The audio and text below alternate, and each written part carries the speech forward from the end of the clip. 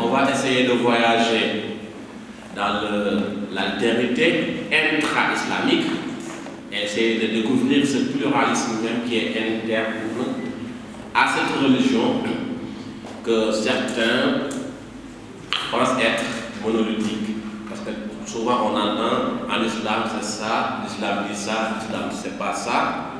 Jusqu'à aujourd'hui, et 20 ans d'études, je n'ai pas encore rencontré ce fameux monsieur qui s'appelle Monsieur Islam.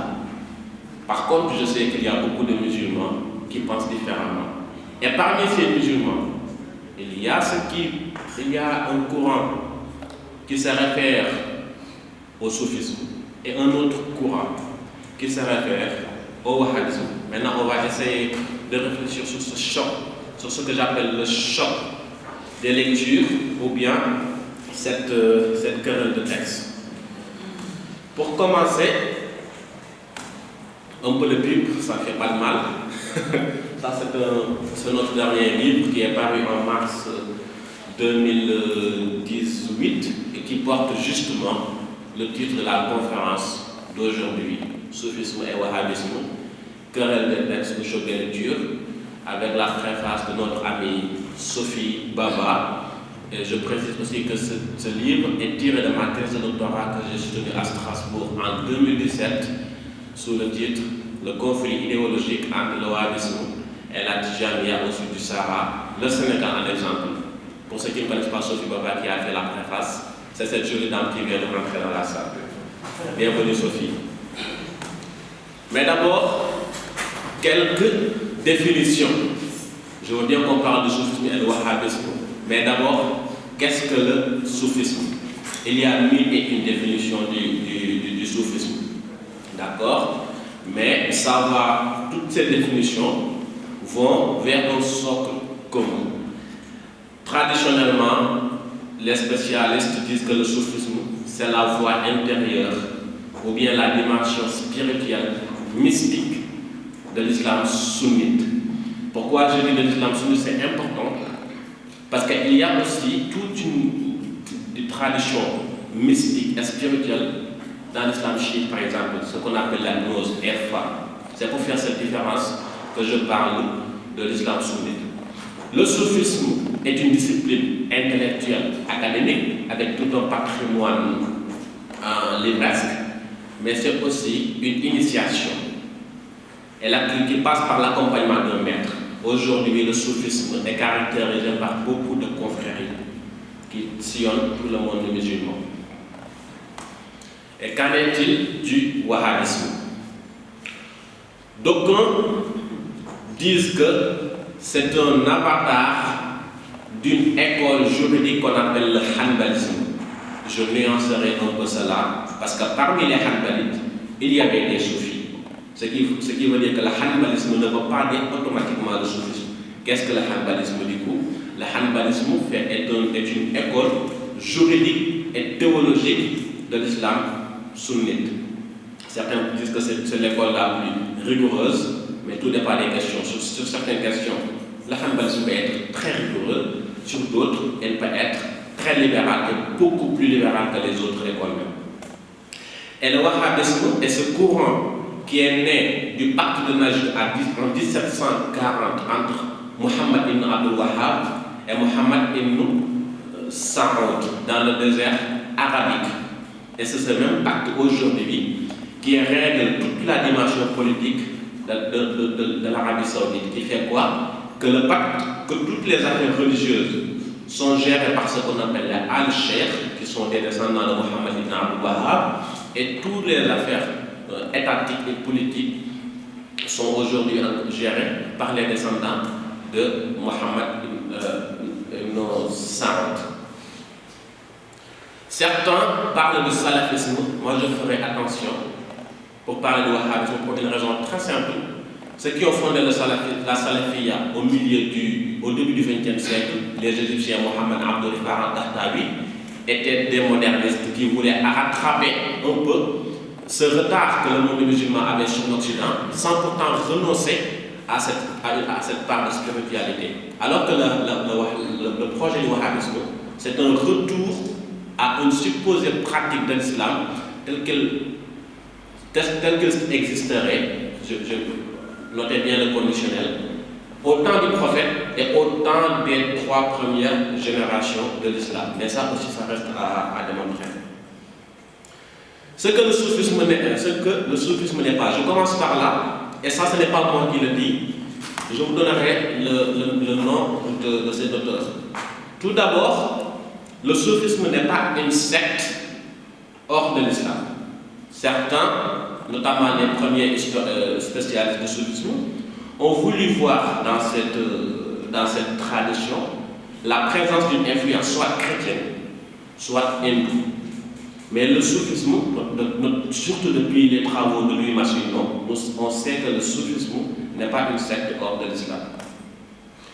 Mais le soufisme n'est pas non plus une secte islamique hétérodoxe. Un bon nombre de savants musulmans à l'époque classique, je pourrais citer Imam Ghazali, Al-Ghazali latin, Suyuti, étaient tous des soufis, et c'était les témoins vivants même de l'orthodoxie musulmane de l'époque. Le soufisme n'est pas une innovation blâmable. Bid'a, ça y est, on reviendra sur ce que veut dire innovation blâmable. Le soufisme n'est pas une secte aussi qui adore un maître, parce que dans les critiques nous le verrons, beaucoup reprochent aux adeptes du soufisme ce rapport inter-inclusion avec un maître spirituel, à tel point de dire que les soufis adorent leur maître en dehors de Dieu, ou bien à la place même de Dieu. Le soufisme n'est pas non plus une recherche égoïste du salut individuel. Il y a encore quelque chose que le soufisme n'est pas. Le soufisme n'est pas non plus du maraboutisme, parce qu'avec l'époque coloniale et le développement de tous ces discours sur ce qu'est l'islam noir, l'islam populaire, certains ont fait le lien entre le soufisme et le maraboutisme. Le soufisme n'est pas un milieu de collabo. Pourquoi je dis ça? C'est important parce que jusqu'à aujourd'hui, on a des gens qui sont persuadés que partout où il y a des idées soufis dans l'histoire, les administrations coloniales ont fait leur travail tranquillement. Donc on nous dira que l'émir Abdelkader a eu des difficultés avec des descendants de Seydi Ahmed Tijani, sans jamais te dire que les difficultés ont commencé seulement après le traité de Darna et jamais avant le traité de Darna. Et encore aujourd'hui, on a encore des gens pour qui les soufis ont été toujours des collabos qui ont soutenu les administrations coloniales en oubliant qu'en Afrique au sud du Sahara, il y avait El Hadji Omar Tall qui avait pris les armes. Je pourrais citer beaucoup de monde. Il y a d'ailleurs les Abdelkader en Algérie, et des exemples vivants qui démontrent le contraire. Oui, le soufisme n'est pas un ésotérisme chiite, c'est ce que j'ai dit tout à l'heure. Le soufisme non plus n'est pas une philosophie. Parce que certains qui ont lu notamment les œuvres d'Ibn Arabi, notamment toute sa doctrine métaphysique, ont voulu faire le lien entre le Wahdat al-Wujud, notamment l'unité de l'être, et tout le patrimoine néoplatonicien. Mais les études montrent que le soufisme aussi n'est pas une philosophie, il parle plus du goût, zawq. La personne qui a dit tout ça, c'est pas moi, au cas où, si vous avez des problèmes, vous allez voir un certain Éric Geoffroy, que je connais très bien parce qu'il a dirigé ma thèse de doctorat, parce qu'il dit dans son livre Soufisme, publié en 2013, ce qui suit. Nombre de préjugés ou poncifs concernant le soufisme proviennent tantôt des musulmans, tantôt des non-musulmans. Ils se renforcent parfois les uns les autres.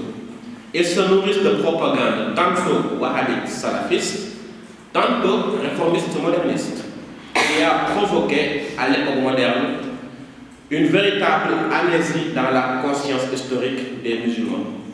Et que voilà un peu pour expliquer le contexte. Pourquoi parler justement de ce choc de lecture ou bien de querelle de texte? Tout départ d'une offensive théologique que j'ai constatée en me plongeant dans les écrits wahhabites. Par exemple, celui-là, Abdurrahman al-Wakil, qui est l'un des auteurs wahhabites les plus cités dès lors qu'il s'agit de critiquer le soufisme. Il dit la chose suivante, et tous, c'est moi qui traduis de l'arabe bien évidemment. Les soufis sont les pires ennemis de l'islam. D'accord? C'est un musulman wahhabite qui dit ça. Et jusqu'à aujourd'hui, il est repris et cité. Et il dit encore la chose suivante. Quelle drôle de façon, de déclarer mécréant une personne qui invente des hadiths et les attribue au prophète, ou ceux qui disent que Dieu est le troisième des trois, Salis Salas, bon là il fait un peu allusion aux chrétiens, avec une lecture quand même un peu particulière de ce qu'est la Trinité, et de considérer croyant celui qui prétend que le prophète est le premier des soufis et l'inspirateur de la religion soufie. Qu'est-ce qu'il veut dire par là? Il veut dire que le soufisme ne tire en aucun cas ses sources du Coran, encore moins de la tradition du prophète. Ça, c'est une autre. Bon, il y a aussi des femmes qui écrivent et qui sont assez violentes aussi. Elle s'appelle Leila bint Abdullah. Elle dit cette religion, l'islam, a subi des attaques de la part de groupes dont certaines personnes se revendiquent. Ces groupes ont été suivis par beaucoup de débiles et individus aux objectifs malsains. Les soufis, apparus depuis longtemps et ayant combattu l'islam par leur délit, en font partie. Et que vous voyez un peu. Et elle dit aussi la chose suivante, même ce texte est de la même personne, où elle se moque un peu du soufisme en disant que dans ce contexte où tout le monde a accès à la connaissance, à la science, certains me demanderaient pourquoi je vais faire une étude scientifique académique sur des superstitions soufis. Mais elle dit que c'est important de le faire justement pour pouvoir les démasquer. Je résume un peu tout ce passage. Un autre, Abdelaziz Mahmoud Idriss, ça c'était une mémoire de maîtrise qu'il avait soutenue à Riyad. Le soufisme est un étrange courant. La raison est qu'il a des sources différentes et est influencé par diverses cultures et religions. Certaines de ces religions, comme le bouddhisme et celles de la Grèce antique, sont de pure idolâtrie. D'autres, à l'instar du christianisme, sont des religions révélées. Là aussi, il nous dit que si vous voulez connaître les sources du soufisme, au mieux il faut les chercher dans le bouddhisme ou dans la Grèce antique, ou au pire, dans le christianisme, mais jamais dans l'islam. Maintenant, on va évoquer un peu les points de divergence entre les soufis, parce que ça c'était les wahhabistes qui parlaient du soufi pour dire qu'ils ne sont pas musulmans de toute façon. Mais cela dit aussi que j'aurais pu vous citer des textes soufis, mais qui sont très aussi critiques vis-à-vis du wahhabisme. C'est-à-dire que c'est aussi parfois c'est dans les deux cas. Sauf que l'excommunication, par contre, vient plus de la part du courant wahhabite que du courant soufi. Maintenant, pour revenir un peu, on va s'arrêter un peu sur les points de divergence entre les deux courants et expliquer comment chacun va défendre ses points, ou bien comment chacun va attaquer l'autre sur les 10 points. Le premier est le suivant. La question est de savoir est-ce que oui ou non le soufisme est une innovation bid'a, ou bien c'est l'essence même de l'islam. Vous comprenez qui défend qui défend quoi, excusez-moi.